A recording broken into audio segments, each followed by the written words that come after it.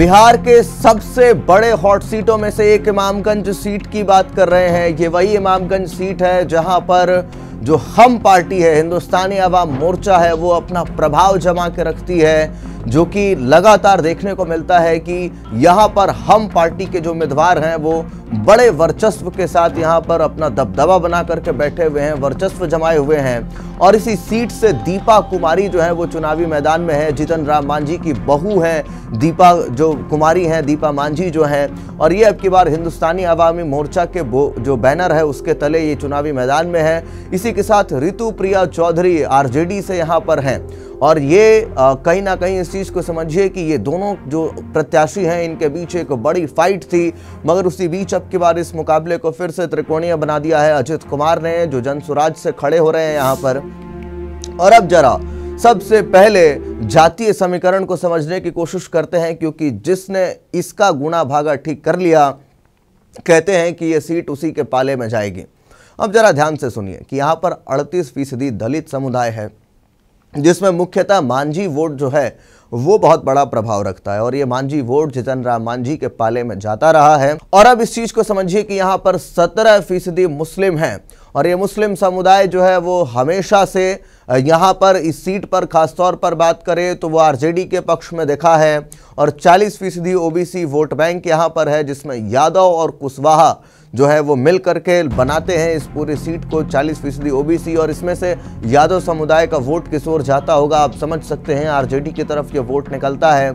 कुशवाहा समुदाय उपेंद्र कुशवाहा के होने से इस तरफ आ सकता है। तो ऐसे में ये जो ओबीसी है ये भी कहीं ना कहीं बहुत बड़ा फैक्टर हो जाता है जीत और हार के लिए। और सवर्ण वोटरों की बात करें तो ये संख्या मात्र केवल 7% के आसपास है, और जो सवर्ण है वो भी एनडीए का कोर वोटर रहा है। जीतन राम मांझी की जो पार्टी है वो इस बार एनडीए की तरफ से है और एनडीए के पाले में है, एनडीए में है। और ऐसे में यहाँ पर साफ दिख रहा है कि ये मुकाबला अब की बार दीपा मांझी के लिए बहुत ज़्यादा कठिन नहीं होगा, मगर ये मुकाबला कठिन तब ज़्यादा हो जाएगा जब जो जनसुराज पार्टी है वो कहीं ना कहीं खेल जो है वो भारी गड़बड़ कर दे यहाँ पे। अब इस चीज़ को देखिए कि पूर्व मुख्यमंत्री जीतन राम मांझी ने यहाँ से लगातार 3 बार जीत हासिल कर अपनी ताकत दिखाई है, और उनकी बहू दीपा मांझी ने इस विरासत को कायम रखा। वहीं दूसरी ओर इमामगंज क्षेत्र में बुनियादी विकास की कमी और जमीनी समस्याएं मतदाताओं के बीच गहरे सवाल पैदा करती रही है। पेयजल संकट, स्वास्थ्य सुविधाएं और सिंचाई की दिक्कतें, रोजगार के अभाव जैसी चुनौतियां इस क्षेत्र के मुख्य जंग की वजह है। अब हम आपको सबसे पहले जो जातीय गुणागणित समझाएं, उसके बाद आपको बिहार विधानसभा चुनाव के जो 2020 के और 2015 के परिणाम थे उन पर सीधा लिए चलते हैं और बताने की कोशिश करते हैं कि देखिए 2020 के विधानसभा चुनाव में जो एचएएम है हिंदुस्तानी अवाम मोर्चा, उसके जीतन राम मांझी ने भारी जीत हासिल की थी यहाँ से, और उन्हें जो 78,762 वोट यहाँ से मिले थे, जबकि राष्ट्रीय जनता दल के उदय नारायण चौधरी को 62,728 वोट मिले थे। इस तरह हार जीत का अंतर कुल 16,034 वोट का था। जब जीतन राम मांझी सांसद बने तो इमामगंज सीट पर उपचुनाव हुआ, जिसमें उनकी बहू दीपा मांझी ने जीत दर्ज की और हम पार्टी का परचम बुलंद रखा। और अभी मैंने जिसका नाम लिया है आपने सुना होगा बहुत ध्यान से कि जो जीतन राम मांझी के सामने खड़े थे उदय नारायण चौधरी, वो कोई छोटे मोटे इंसान नहीं थे। उन्होंने इस सीट पर कई बार जीत दर्ज की है और अपना परचम जो है वो बुलंद रखा था, मगर उनकी इस दावेदारी को जीतन राम मांझी ने कमज़ोर किया और 16,000 वोटों के लगभग अंतर से हराया उनको 2020 के विधानसभा चुनाव में।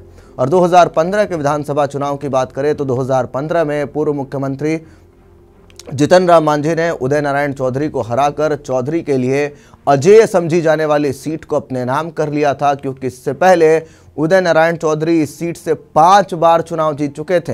अब सोचिए जो 5 बार से लगातार चुन करके आ रहा हो उसको हराना कितनी बड़ी बात है। लेकिन इस सिलसिले को जीतन राम मांझी ने तोड़ा था और उदय नारायण चौधरी को करीब 30,000 वोटों से हरा दिया था। इसके बाद से इस सीट पर उनका ही दबदबा बना हुआ है, यानी मांझी परिवार का दबदबा जो है वो बना हुआ है। और यहाँ पर यादव के साथ साथ मुस्लिम समुदाय जो है वो बहुत प्रभुत्व रखता है, लेकिन इसी के साथ जो टक्कर में है, जो कि कहते हैं कि जो कि मांझी समुदाय है, उसका वोट बैंक यहाँ पर लगभग 40% है। और यही वजह है शायद कि जीतन राम मांझी ने इन लोगों को ये 40% की आवाज़ बनकर के इस सीट पर अपनी दावेदारी को हमेशा पक्का किया है और इमामगंज सीट से लगातार हिंदुस्तानी अवाम मोर्चा ने जादुई अपनी जो रिज़ल्ट है उसको दिखाई है। शायद यही वजह है कि वो अब की बार लगातार यहाँ से अपनी दावेदारी जीत की जो है पेश कर रही हैं और दीपा मांझी जो हैं वो रितु प्रिया चौधरी के सामने एक बड़े टक्कर के रूप में साबित हो रही हैं। मगर अजित कुमार जनसुराज पार्टी के क्या गुल खिलाते हैं यहाँ पर, ये सबसे ज़्यादा देखने वाली बात होगी। और अगर कुछ बदलता है तो फिर कहीं ना कहीं जो जीत का मार्जिन है या तो वो बहुत कम आ जाएगा, बहुत ही कम आ जाएगा, और नहीं तो फिर यहाँ से जो आरजेडी के उम्मीदवार हैं रितु प्रिया चौधरी वो यहाँ से बाजी जो है वो मार सकती हैं। तो ऐसे में ये पूरा गुणागणित जो है वो दिखा रहा है कि किस तरीके से यहाँ पर खेल बिगड़ते हुए नज़र आ रहे हैं। और 11 तारीख को यहाँ भी मतदान है। ऐसे में आप जो देख पा रहे हैं इस वीडियो को, जो देख रहे हैं, वो क्या सोचते हैं, इस सीट से कौन अब की बार बाजी मारेगा, किसका परचम लहराएगा? आप कमेंट बॉक्स में लिख करके अपनी राय जरूर दें। तब तक के लिए दीजिए इजाज़त, धन्यवाद।